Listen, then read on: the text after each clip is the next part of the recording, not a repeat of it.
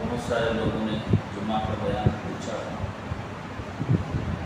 پنکھے کی آواز کی وجہ سے صحیح طریقے سے ریکارڈ نہیں ہو سکا،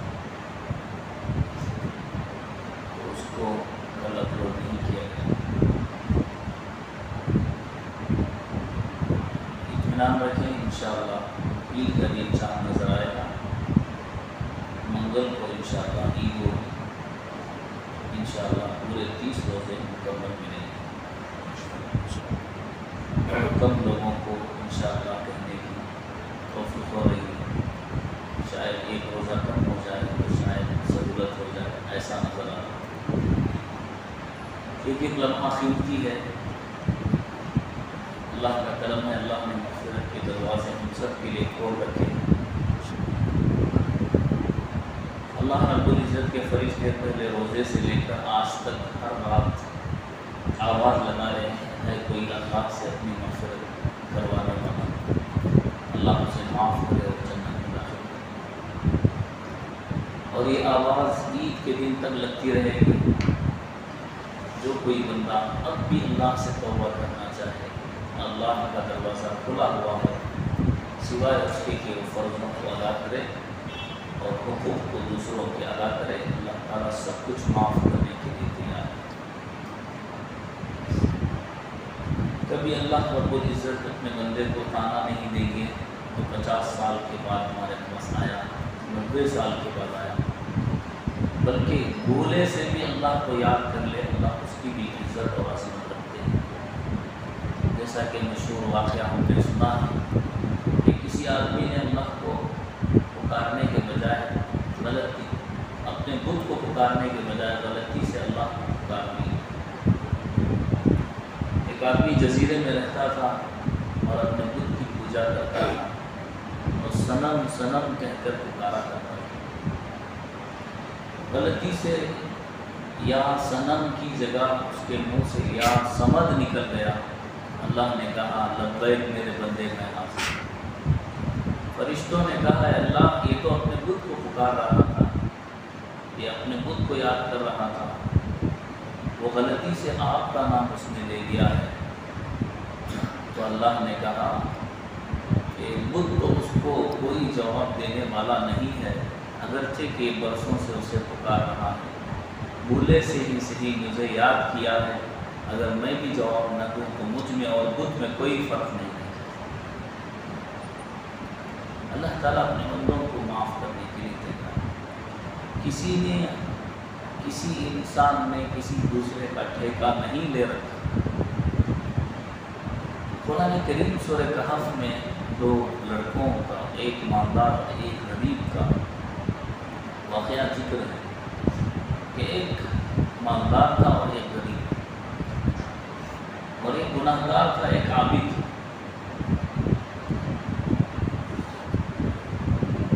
تو اس نیک بندے کے دل میں تھوڑا سا اپنی عبادت کا فخر اور گھمنڈ۔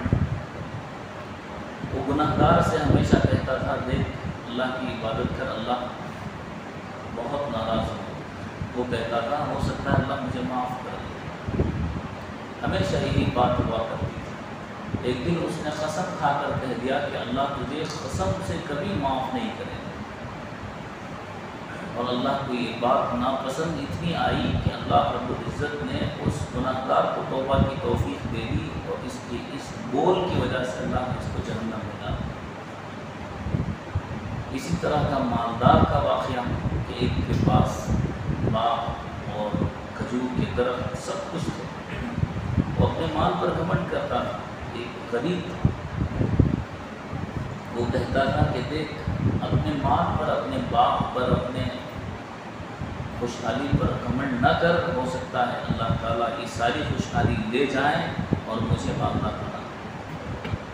تو وہ ایسا ہی کہ اللہ رب العزت نے آسمانی آفت سے اس کے باغ کو ہلاک کر دیا، اور اللہ رب العزت نے غریب اور مسکین کو دولت عطا کی۔ اللہ رب العزت فرماتے ہیں جنت میں جانے کے لیے قلب سلیم کی ضرورت ہے۔ الا من اتى الله بقلب سلیم۔ قلب سلیم کیا ہے؟ قلب سلیم کس کو ہے؟ جس طرح انسان کو نماز پڑھنا فرض ہے، وہ جانتا ہے زکوٰۃ دینا فرض ہے، اسی طرح گناہ سے بچنا بھی فرض ہے۔ جس کے دل میں باطنی برائیاں ہوگی، اس دل کو لے کر کبھی جنت میں داخل نہیں ہوگا۔ باطنی برائی کیا ہے؟ کسی سے حسد کا رکھنا باطنی برائی ہے۔ کینہ، کپٹ، غصہ کسی کے بارے میں اپنے دل میں چھپا دینا باطنی برائی ہے۔ اللہ کہتے ہیں وَذَرُوا ظَاهِرَ الْإِثْمِ وَبَاطِنَهُ، ظاہری گناہ اور باطنی گناہ دونوں چھوڑ۔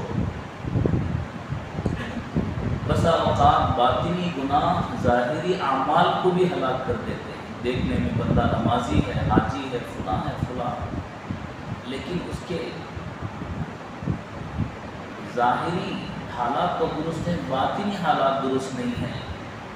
وہ بیجا غصے اپنے دل میں پالے ہوئے ہے، کسی سے بات صحیح طریقے سے نہیں کرتا، جھگڑالو ہے۔ دیکھنے میں تو بڑا نمازی حاجی معلوم ہوتا ہے، اسے دیکھ کر کوئی سلام کرتا ہے، اٹھ کر کھڑا ہو جاتا ہے، اس کی عظمت کرتا ہے، لیکن اس کا دل بنا نہیں، اس کا اندر ویسا ہی رہ گیا۔ تو اللہ چاہتے ہیں اس کو بھی پاک کر کے آئے۔ ظاہری اعمال کا کرنا بھی ضروری ہے، باطنی اعمال کا سنورنا بھی ضروری ہے۔ ظاہر کو سنوارنا بھی ضروری ہے اور باطن کو سنوارنا بھی ضروری ہے۔ بسا اوقات باطن کے سنوارنے سے آدمی کامیاب ہو جاتا ہے، اگرچہ کہ ظاہر نہ سنورا ہو، اللہ معاف کر سکتے ہیں، اصل باطن ہے، ظاہر نہیں۔ پھر کوئی یہ نہ کہے کہ منہ پر ہمارے اللہ کے نبی کی سنت نہیں ہے تب بھی ہم جنت میں جا سکتے ہیں، ہمارا چہرہ رسول اللہ کا نہیں ہے تب بھی ہم جنت میں جا سکتے ہیں۔ کوئی گارنٹی نہیں ہے۔ اللہ کہیں یہ پوچھتے، اگر اللہ یہ سوال کر لے کہ کیا تمہیں میرے نبی کا چہرہ پسند نہیں تھا، خدا کی قسم قیامت میں کوئی جواب نہیں دے سکے۔ صرف یہ سوال کر لے کیا تمہیں میرے نبی کا چہرہ برا لگتا تھا، یہ سوال اگر کر لے کوئی آدمی جنت میں داخل نہیں۔ تو باطن اپنے دل کو سنوارنا بھی ضروری ہے۔ رسول اللہ صلی اللہ علیہ وسلم نے فرمایا الا ان فی الجسد مضغۃ، جسم کے اندر ایک گوشت کا لوتھڑا ہے، فاذا صلحت صلح الجسد کلہ، جب وہ سدھر جاتا ہے، وہ صحیح ہو جاتا ہے، وہ سنور جاتا ہے، سارا جسم سنور جاتا ہے۔ وَإِذَا فَسَدَتْ، جب وہ خرابی اس کے اندر پیدا ہو جائے، جب وہ بگڑ جائے، فَسَدَ الْجَسَدُ كُلُّهُ أَلَا وَهِيَ الْقَلْبُ، اور سن لو کہ وہ دل ہے۔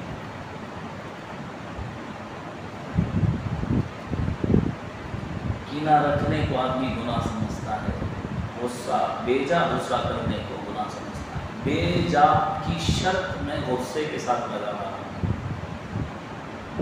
بیجا کی شرط یہ لفظ میں غصے کے ساتھ لگا رہا ہوں، اس وجہ سے کہ جہاں جس آدمی کو اللہ کے احکام کی نافرمانی ہوتے ہوئے نظر آئے اور اسے غصہ نہ آئے تو یہ آدمی بھی جہنمی ہے۔ بعض مرتبہ غصہ آنا چاہیے اس بات پر کہ اللہ کا حکم ٹوٹ رہا ہے، میں اسی لیے یہ شرط لگا رہا ہوں۔ بیجا غصہ جس آدمی کے دل میں پنپتا ہے، بیکار کا غصہ جس کا کوئی معنی نہیں ہوتا، اور اسی طرح کینہ جس کے دل میں ہوتا ہے، یعنی کسی سے دشمنی دل میں چھپائے رکھنے کو کینہ کہتے ہیں۔ کسی سے دشمنی، آپ اگر کہیں کہ بات تو دل سے نکلتی نہیں، اگر سے برسوں گزر جائے، کسی آدمی نے کوئی ایک لفظ کہہ دیا، کوئی ایسا کام ہمارے ساتھ کر دیا، وہ بات دل میں بیٹھ جاتی ہے، وہ کسی طرح سے نکلتی ہے، برسوں گزر جائیں وہ بات دل میں بیٹھی رہتی ہے۔ اس سے بچنا تو مشکل ہے، تو پھر کینہ ہم نہ رکھیں یہ کیسے ممکن ہے؟ کینہ، بات سمجھ میں آ رہی ہے؟ دیکھیے دین کو سمجھنا بہت بڑی چیز ہے۔ اللہ تعالیٰ کوئی ایسا کام جو فطرت کے خلاف ہو انسان کو کرنے کا نہیں کہتے. کوئی ایسا کام جو فطرت کے خلاف ہو. ہماری نہیں، صحابہ کی بات. اللہ اکبر. صحابہ کی بات.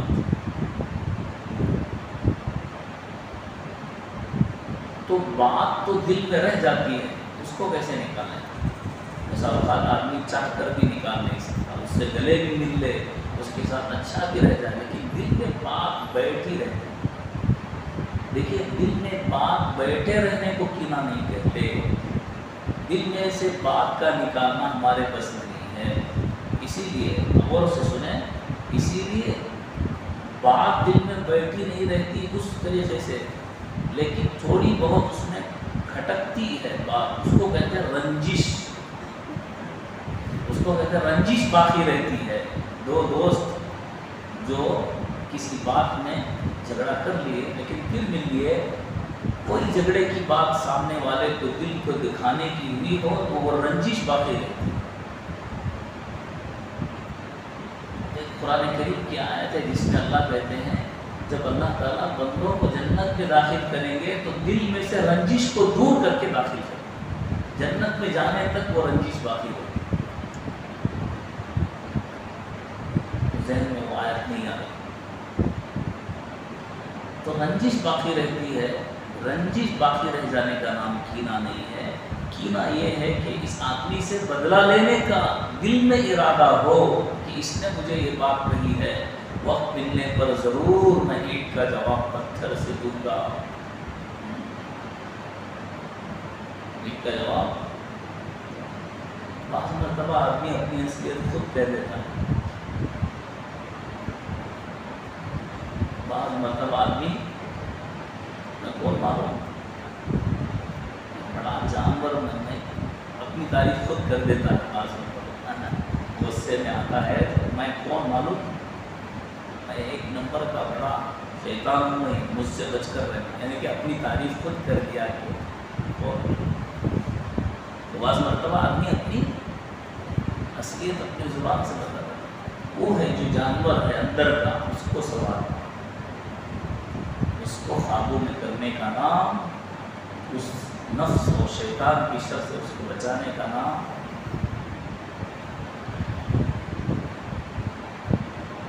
اس دل کا نام قلب سلیم ہے. اس رنجش کو دور کرنے کا نام پاکی، صفائی اور تقویٰ اور طہارت ہے، تزکیہ. تو میں کہہ رہا تھا کینہ دل میں ہو تو کینہ بات دل میں رہ جانے کو رنجش کو کینہ نہیں کہتے. رنجش تو باقی رہتی ہے. جب جنت میں جائیں گے اللہ تعالیٰ اپنے فضل سے اس رنجش کو دور کریں گے تو سب لوگ جنت میں جائیں گے تو کسی کے دل میں رتی برابر رنجش کسی سے نہیں رہے گی. سب بھائی بھائی بن کر رہے گے. وَنَزَعْنَا مَا فِي صُدُورِهِم مِّن غِلٍّ إِخْوَانًا عَلَىٰ سُرُرٍ مُّتَقَابِلِينَ. اللہ تعالیٰ کہہ رہے ہم ان کے دلوں سے جو دل کہتے ہیں کینے کو رنجش کو، ہم ان بھائیوں میں سے اس سینے کے اندر سے اس رنجش کو نکال لیں گے. نزع ینزع کے معنی ہے کھینچنا. نزع کی حالت کہتے ہیں کیا ہے؟ نزع کی حالت روح فرشتہ کھینچتا ہے.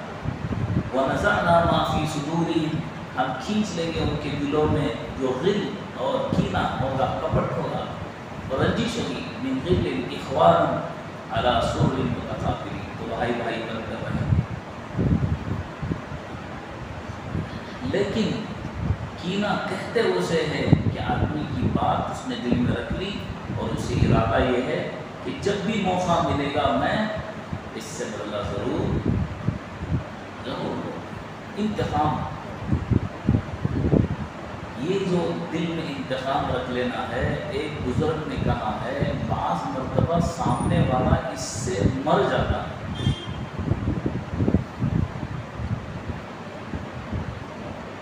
بعض مرتبہ جس کے بارے میں جو آدمی پکڑ کر رکھ لیتا ہے کوئی بات، اس سے سامنے والے کی موت ہو جاتی ہے اور موت ہو جانے کے بعد اس قتل کا گناہ اس کینہ رکھنے والے کے اوپر ہوتا ہے.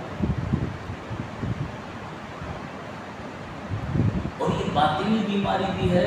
آپ اگر کسی ہارٹ اسپیشلسٹ سے چیک کروائیں، اپنے حکیم سے اپنے دل کا معائنہ کروائیں، اپنی نفس دکھوائیں، اور کسی ہارٹ اسپیشلسٹ سے اپنے دل کا معائنہ کروائیں تو معلوم ہوگا کہ دنیاوی بیماری بھی ہے۔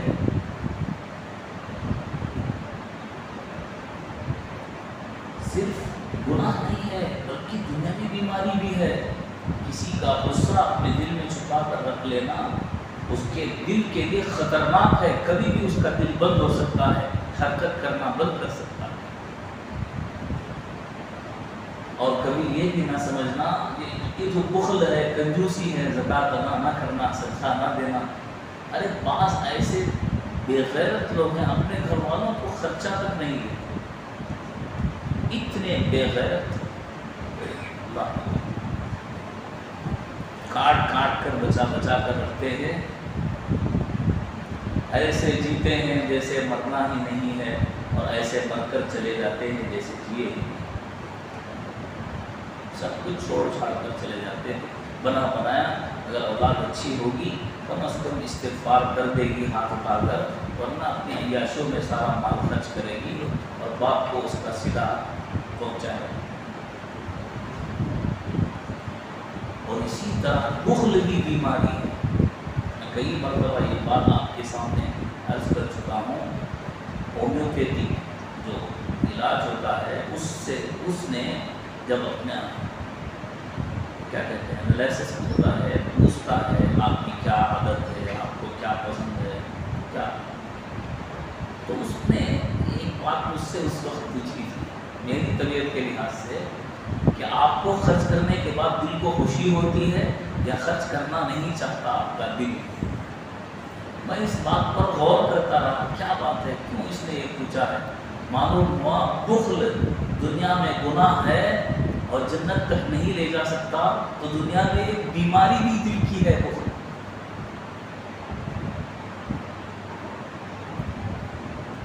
کئی ڈاکٹروں نے بہت ہی خطرناک کینسر کے مریض لوگوں کو اس بات کا علاج بتلایا کہ تم جاؤ غریبوں کے ساتھ رہو اور ان کی خدمت کرو، تو معلوم ہوا اللہ نے جو نیکی دی ہے دنیا میں بھی انسان کے لیے صحت کی علامت ہے، اور آخرت و جنت تو ہے ہی، آخرت و جنت تو۔ اسی طرح بخل جو بیماری ہے، گناہ ہے، اس سے بچنا فرض ہے، کینے سے بچنا فرض ہے۔ دنیا کی محبت کا ہونا بھی دل میں حرام اور ناجائز ہے، گناہ۔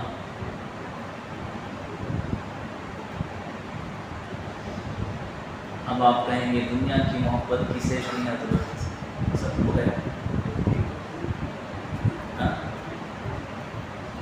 آپ کو بھی رہیں گی حضرت، نہیں ہے تو کیسا پینا؟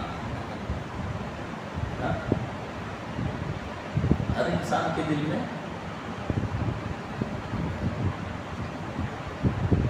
کڑک نوٹ دیکھتے ہی جو چمک آنکھوں میں پیدا ہوتی ہے وہ الگ ہے۔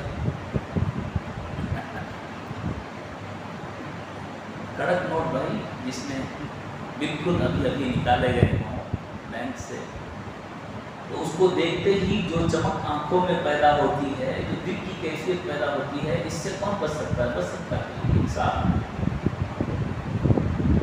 اس کو بھی سمجھ لیں میرے بھائی، اللہ نے اس کو خیر کی محبت کہا ہے۔ سورۃ العادیات اٹھائیے اور دیکھیے، اللہ کہہ رہا ہے وَإِنَّهُ لِحُبِّ الْخَيْرِ لَشَدِيدٌ۔ دنیا کی محبت شدید اس کے اندر موجود ہے، لیکن یہاں خیر کے لفظ سے تعبیر کیا ہے۔ اس دنیا کو، اس مال کو اللہ نے خیر کے لفظ سے تعبیر کیا ہے، تو معلوم ہوا یہ مال خیر ہے۔ اگر اس کو اللہ نے جس طرح کہا ہے اس کا استعمال اس طرح نہ ہو تو یہ شر بن جائے۔ میں نے آپ کے سامنے کہا تھا حضرت ایوب علیہ السلام بیمار ہوئے تو جب صحت یاب ہوئے تو میں نے یہ بات کہی تھی کہ اللہ رب العزت نے سونا برسایا۔ صحیح بات یہ ہے کہ اللہ نے بارش کے ذریعے سے سونے کی ٹڈیاں جو کیڑے کی شکل میں ہوتی وہ برسنے لگی، حضرت ایوب علیہ السلام اس کو سمیٹنے لگے. دیکھیے ہر آزمائش کے بعد آسانی ہے. فَإِنَّ مَعَ الْعُسْرِ يُسْرًا، ہر پریشانی کے بعد سہولت، ہر نقصان کے بعد نفع. یہ دنیا اگر آزمائش ہے تو آخرت ہمیشہ کے لیے جنت ہے. اگر حساب برابر کرنے کی بات ہوتی تو 60 سال کسی نے عبادت کی، پل بھر نفرت اللہ کی نافرمانی نہ کی تو 60 سال اسے جنت میں رہنا چاہیے تھا، اس کے بعد باہر. اب 50 سال کسی نے عبادت کی، 40 سال، تو اتنے سال جنت میں رہنا چاہیے تھا، باقی باہر آ جانا چاہیے. لیکن 60 سال کے بدلے ہمیشہ کی جنت ہے. 60 سال کی عبادت کے بدلے ہمیشہ ہمیشہ کی جنت ہے، جہاں موت ہی نہیں ہے. موت کو بھی موت دے دی جائے گی، ایسی جنت اس کے بدلے. تو حضرت ایوب علیہ السلام سے اللہ نے کہا، اے ایوب تمہیں اتنی ہرس ہے، لالچ ہے، تمہارے پاس اتنا مال ہے، میں نے تمہیں دیا ہے اور پھر بھی تم سمیٹ رہے ہو. بڑا اچھا جواب حضرت فرماتے ہیں ہمارے، بڑا اچھا جواب حضرت ایوب علیہ السلام نے دیا. اے اللہ یہ مال تیری طرف سے برس رہا ہے اور تیری نعمت ہے، میں تیری نعمت سے منہ کیسے پھیر سکتا ہوں، اس لیے میں اس کو لے رہا ہوں. یہ تو تیرا انعام ہے، یہ تو تیرا انعام ہے. تو مال کی محبت دل میں ہونا اس لحاظ سے جس طرح اللہ چاہتے ہیں شر ہے، اس لحاظ سے جس طرح اس کا استعمال ہے وہ خیر ہی خیر ہے، جنت کے بننے کا ذریعہ ہے، ماں باپ کے دلوں کا سکون ہے، بیوی بچوں کی خوشی کا ذریعہ ہے، مساکین غربا اور فقراء کے دل میں، ان کے جھولی میں خوشیاں بھرنے کا ایک ذریعہ مال ہے. اللہ رب العزت کا یہ مال اللہ کی نعمت ہے، خیر کثیر ہے، اگر اس کو طریقے سے استعمال. اللہ تعالیٰ من کی توفیق عطا فرمائے. عید کی نماز سے مطابق 2-3 مسئلے میں نے بیان کیے اور طریقہ میں نے بتلایا. عید کی نماز واجب ہے مردوں پر، عاقل اور بالغ پر. اس کا وقت طلوع آفتاب سن رائز سے لے کر بیچ میں زوال آفتاب یعنی سورج کے آسمان پر آ جانے تک، اس سے پہلے تک ہے. اس کے بعد اگر وقت گزر جائے تو کوئی نماز نہیں ہے، 2 رکعت نفل پڑھ لی جا سکتی ہے. عید کی نماز سے پہلے کوئی نفل نماز نہیں ہے، نہ گھر میں، نہ مسجد میں، نہ فلاں.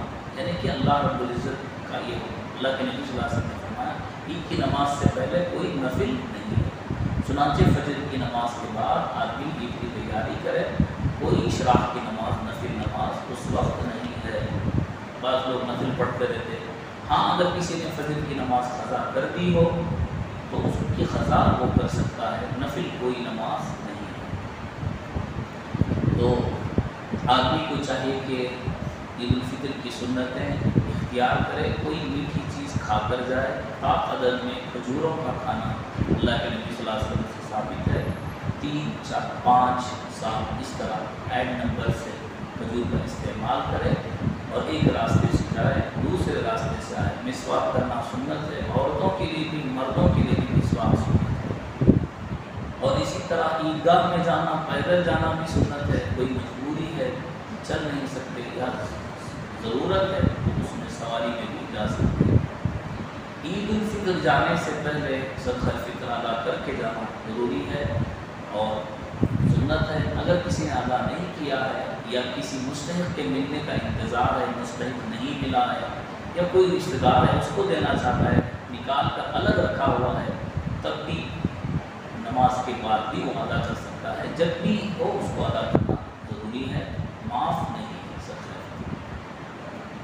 اور اسی طرح اچھا لباس پہنے، سنت طریقے سے اپنے آرائش یعنی اپنے آپ کو خوبصورت بنانے کی سنت طریقے سے کوشش کرے. حضرت شیوی کر سکتی کیا؟ عید کے دن بھی حرام ہے، ساری زندگی پر حرام. آپ کا چہرہ نبی کا چہرہ نہیں ہے. جب اللہ کو پسند نہیں ہے تو حضرت کو کیسے پسند آ سکتا ہے؟ کسی انسان کو کیسے پسند آ سکتا ہے؟ تو سنت کے مطابق اپنے آپ کو سنوارنا، سنت لباس پہننا چاہیے. ممکن ہو سکے اچھا لباس پہنے، نیا ہے نیا بھی پہن سکتے. اور غریبوں مسکینوں کا خیال رکھنا، اور اسی طرح رشتہ داروں اور دوست احباب سے اچھے طریقے سے ملنا، اور گلے ملنے کو ضروری نہ سمجھے، ملے تو ٹھیک ہے، نہ ملے تو کوئی حرج نہیں۔ سب چلے 100 مسلیاں امام صاحب کو ملنا چاہتے، 100 مسلیاں تمہارے 5 6 10 12 دوست نہیں ہوگا، 100 جنے امام صاحب کو دبا کو ملے تو شام تک عید کی نماز کے بجائے